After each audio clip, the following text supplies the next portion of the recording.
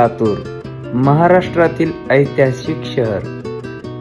या शहरामध्ये ऐतिहासिक वास्तू म्हणजे गंजगोलाई.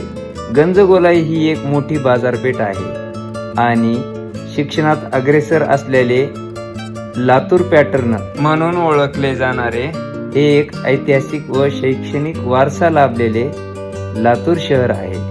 आणि या शहराचे ग्रामदैवत असलेले ऐतिहासिक सिद्धेश्वर रत्नेश्वर मंदिर, आज आपण या मंदिराचा इतिहास पाहणार आहोत.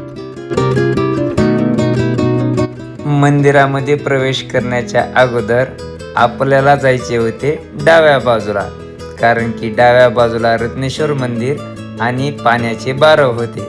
कारण बारव पाहण्याची इच्छा आपल्याला खूपच होती. बारवात पाणी किती आहे हे पाहिजे होते, म्हणून आपण बारवाकडे गेलो. उन्हाळा असल्यामुळे बारवात पाणी खूपच थोडे होते, पण त्या थोड्या पाण्यात आपल्याला काहीतरी दिसले. काय दिसले ते पुढे नक्की पहा.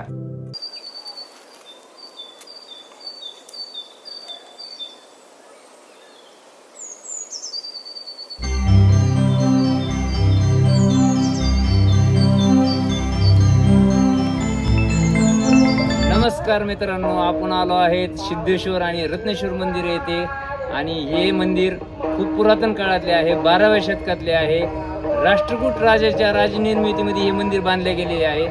राजा अमुक वर्ष 3रा या राजाने बांधलेले आहे आणि खूप भव्य दिव्य मंदिर आहे. आणि हे लातूरचे ग्रामदैवत आहे. इथेच माझ्या पाठीमागे बारव आहे आणि बारवामध्ये सप्तसुंदरीच्या काही मूर्त्या आहेत, शिल्प आहेत. खूप मंदिरात पुरातन काळातल्या वस्तू आणि शिल्प आहेत, ते आपण बघणार आहोत आणि खूप मजा येणार आहे. चला बघूया आता हे ऐतिहासिक मंदिर. हे ऐतिहासिक तीर्थ पाहत असताना मनाला खंत वाटणारी गोष्ट दिसली, तो म्हणजे कचरा. कचरा माणसे का टाकतात तेच कळत नाही. या तीर्थामध्ये म्हणजेच बारवामध्ये आपल्याला छोट्या छोट्या काही देवळ्या दिसतात. त्या देवळ्यांमध्ये काही शिल्प, मूर्त्या व गणेश मूर्ती पण दिसते. आणि बारवामध्ये पाणी कमी असले तरीही आपल्याला एक सुंदर दृश्य दिसते.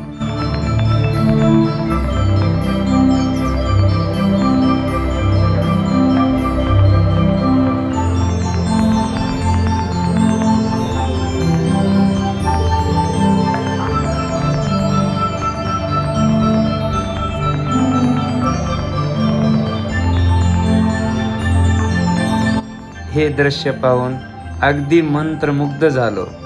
या बारवाच्या थोडं वरती पाहिलं तर आपल्याला सिद्धेश्वर मंदिराचे शिखर दिसते.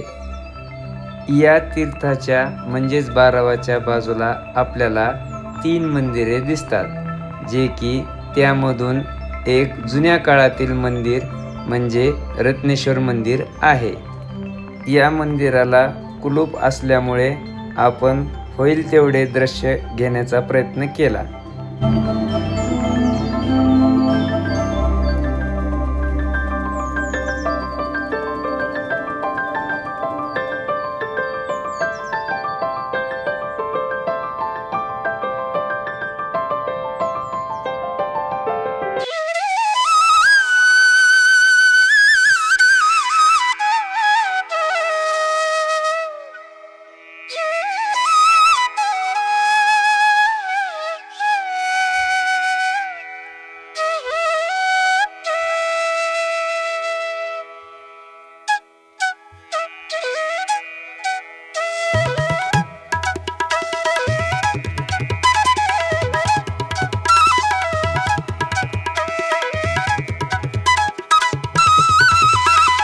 रत्नेश्वर मंदिरातील शिवलिंगाचे दर्शन घेतल्यानंतर आपण आलो नागेश्वर मंदिराकडे. नागेश्वर मंदिरात काही देवी देवतांचे आणि शेषनागाचे शिल्प आपल्याला दिसून येते.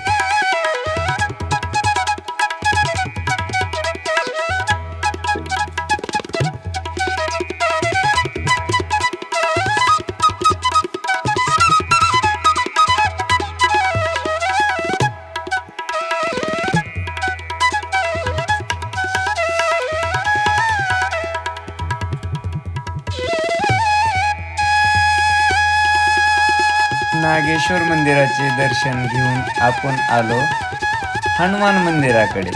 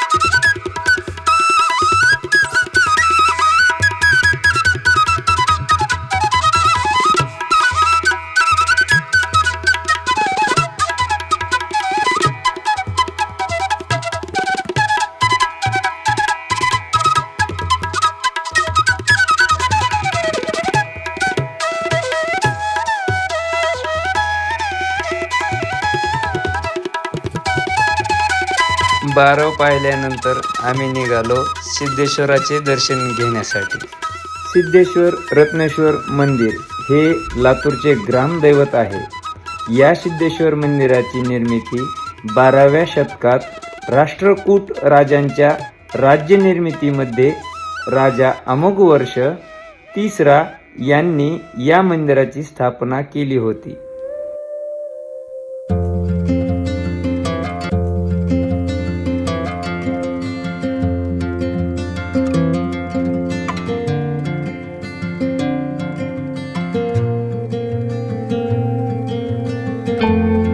या मंदिराचे बांधकाम अगदी ऐतिहासिक व मोहक आणि दगडी आहे आणि कोरीव स्वरूपाचे आहे. यात एकूण 52 ओसरीचा समावेश आहे. या मंदिरामध्ये अनेक शिलालेख आहेत. हे शिलालेख 700 वर्षे जुने आहेत असे सांगण्यात येत आहे. राजा अमोघवर्ष तिसरा यांनी स्थापना केल्याचे वर्णन शिलालेखांमध्ये आहे.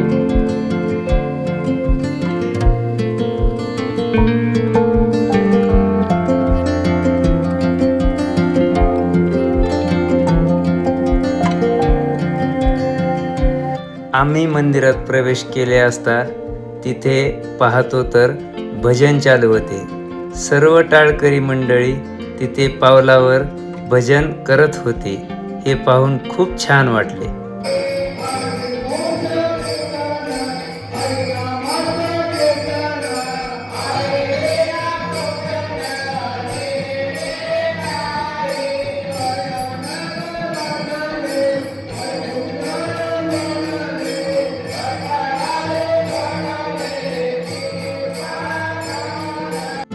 या भक्तिमय वातावरणात आम्ही दर्शन घेताना खूप प्रसन्न वाटत होते.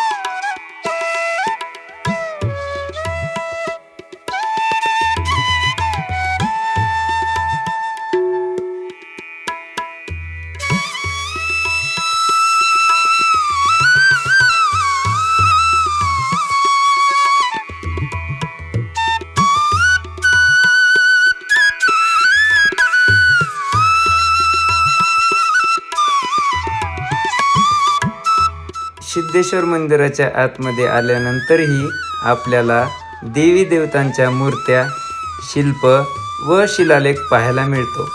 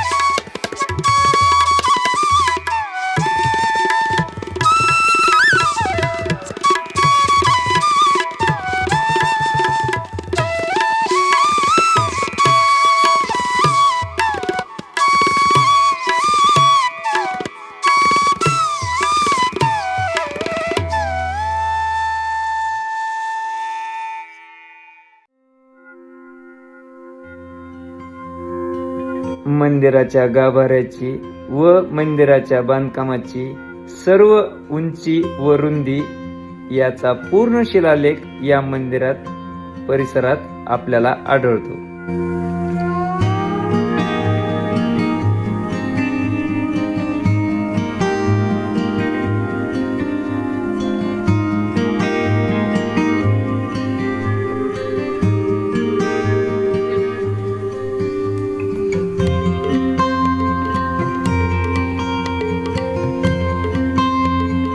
बाराव्या शतकातील बांधकाम या मंदिराचे असले तरीही इसवी सन 1910 मध्ये या मंदिराचा पहिला जीर्णोद्धार करण्यात आला आणि 2020 ते 2021 मध्ये पुन्हा मंदिराचा जीर्णोद्धार करण्यात आला आणि रेखीवपणा देण्यात आला आणि गाभारा अधिक सुंदर करण्यात आला.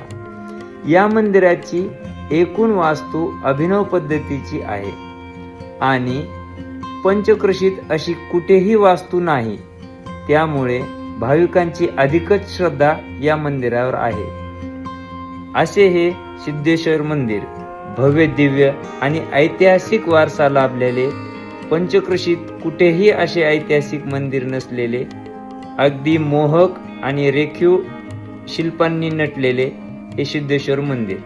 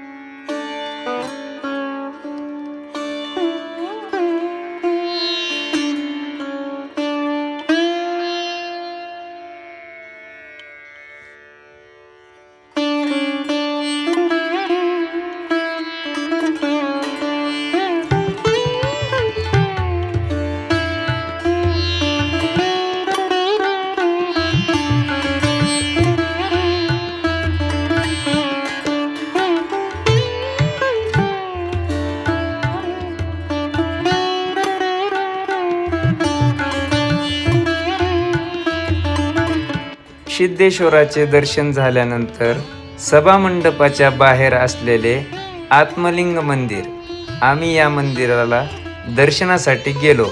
हे मंदिर तळमजल्यामध्ये आहे आणि खूप सुंदर आहे.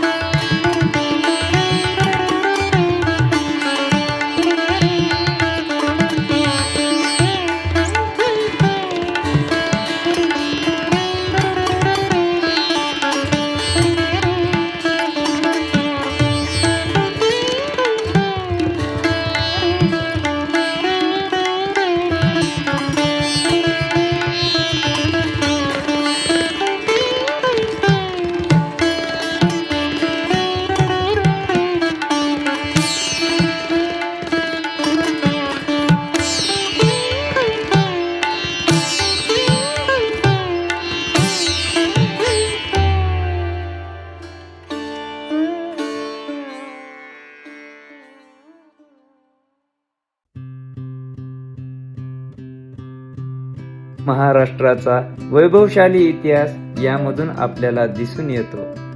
दरवर्षी लाखो भाविक या मंदिरामध्ये येत असतात, मनोभावे पूजन करतात. केवळ लातूर जिल्ह्याचा नाही तर आजूबाजूच्या परिसरातून, अगदी कर्नाटक राज्यातून पण भाविक येथे येत असतात आणि अतिशय जागृत असे देवस्थान समजले जाते. या देवस्थानाच्या माध्यमातून दरवर्षी खूप मोठा यात्रा उत्सव सुद्धा केला जातो आणि त्यामध्येही लाखो भाविक सहभागी होत असतात.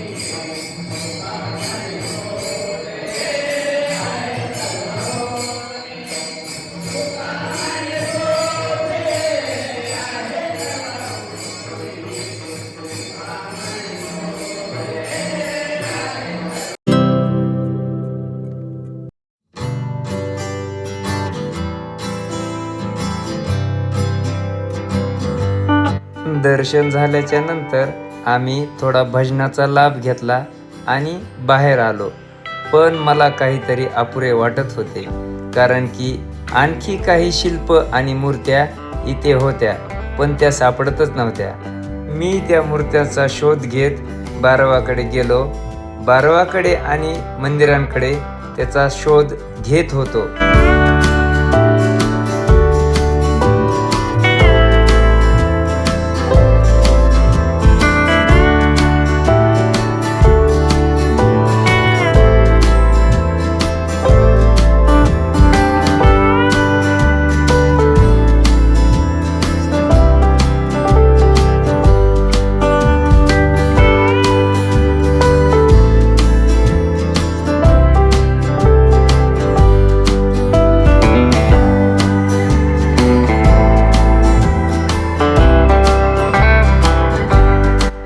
मूर्त्यांचा शोध घेत मी बारवाच्या पूर्वेकडे जाण्याचा निर्णय घेतला.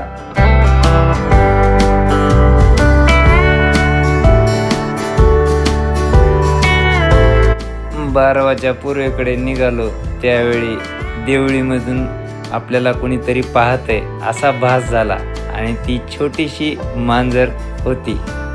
ती एवढ्या दुरून आम्हाला एकसारखं पाहत होती. आम्ही पण तिच्याकडे पाहत होतो.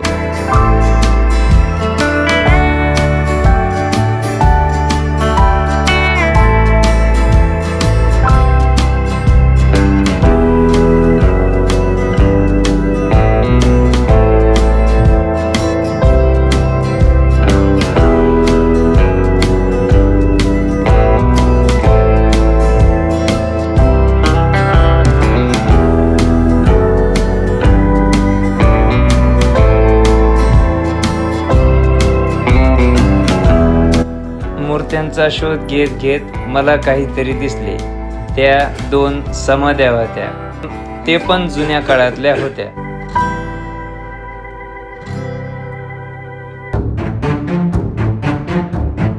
तर काहीतरी समाध्या दिसल्यात, पाहू आपण.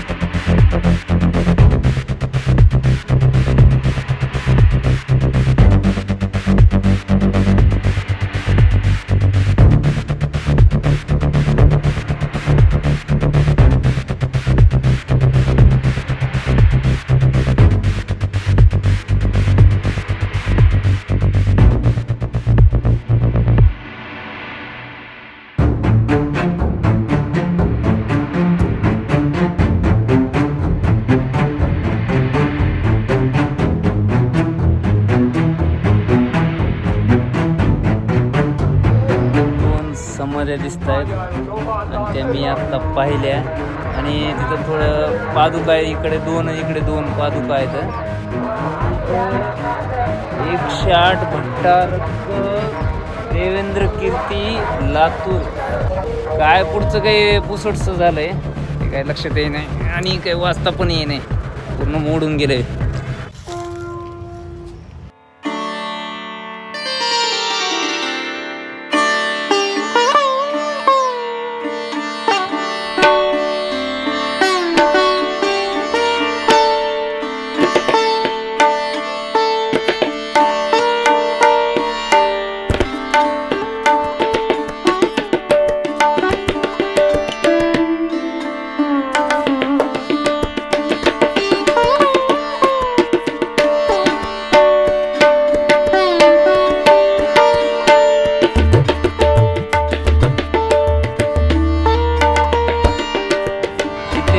छोटेसे महादेवाची पिंड आणि नंदी आहेत आणि महादेवाच्या पिंडीच्या वरचा काही भाग भंग झालेला दिसतोय, तुटलेला दिसतोय. पिंडीचा शिवलिंग खूप छान आहे, ते पण ते थोडंसं तुटलंय, लक्ष केलं नाही वाटतं बहुतेक कोणी.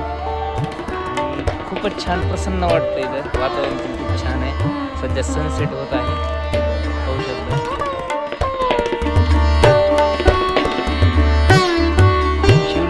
आपण पाहिला तो पण भंगलेल्या अवस्थेत होता आणि आता विठ्ठल रुक्माईची मूर्ती इथं भंगलेल्या अवस्थेत आणि झाडाच्या खाली बहुतेक मला असं वाटतंय भंगलेली आहे म्हणून झाडाखाली ठेवली आहे. चला बघू.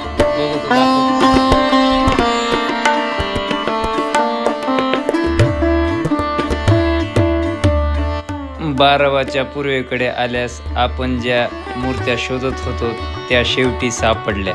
मित्रांनो, तुम्हाला सांगितलं होतं की आपण इथं सप्तसुंदरी आणि काही शिल्प पाहणार आहोत आणि सप्तसुंदरीच्या काही त्या 12वाच्या मधून अशा छोट्या छोट्या देवळ्या केलेल्या आहेत. त्या देवळ्यामध्ये जास्त सप्तसुंदरीच्या मूर्त्या नाहीत आणि ह्या काही मूर्त्या आतमध्ये आहेत 12वाच्या आतमधून आणि काही मूर्त्या या बाहेर आणून ठेवल्या आहेत. आपल्या पाठीमागं दिसत आहेत तुम्हाला, मी तुम्हाला दाखवण्याचा प्रयत्न करतो. पूर्ण क्लिअर आपण पाहूया त्याचं.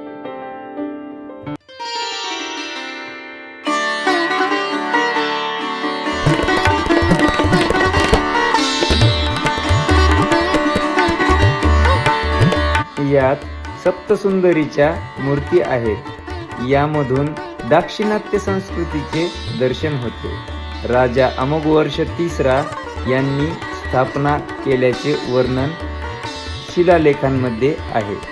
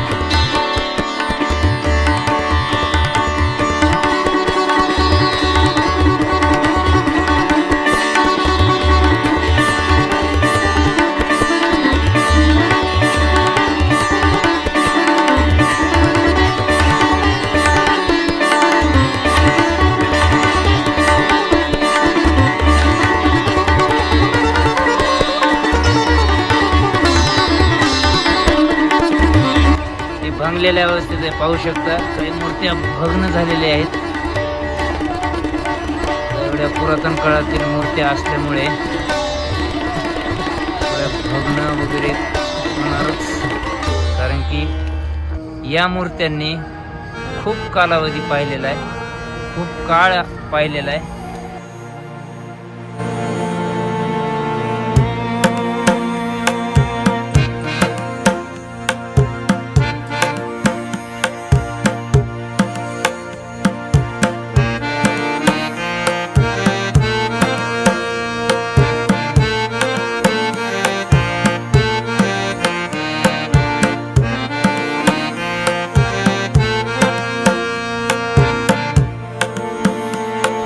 बाराव्या शतकातील मूर्त्या या पाहत आहेत आपण.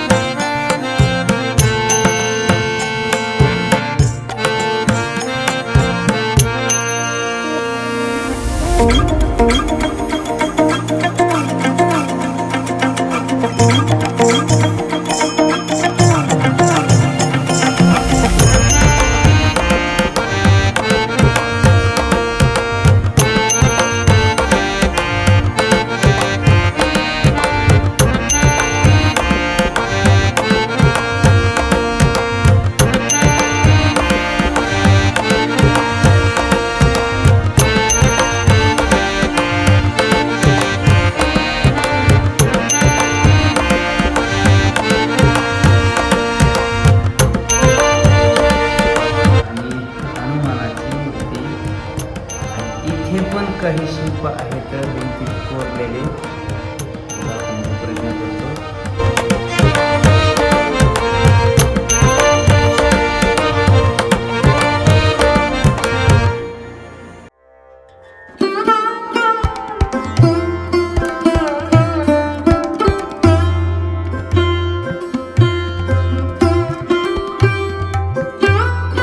इथं पण पाहू शकता मित्रांनो काही शिल्प आहेत.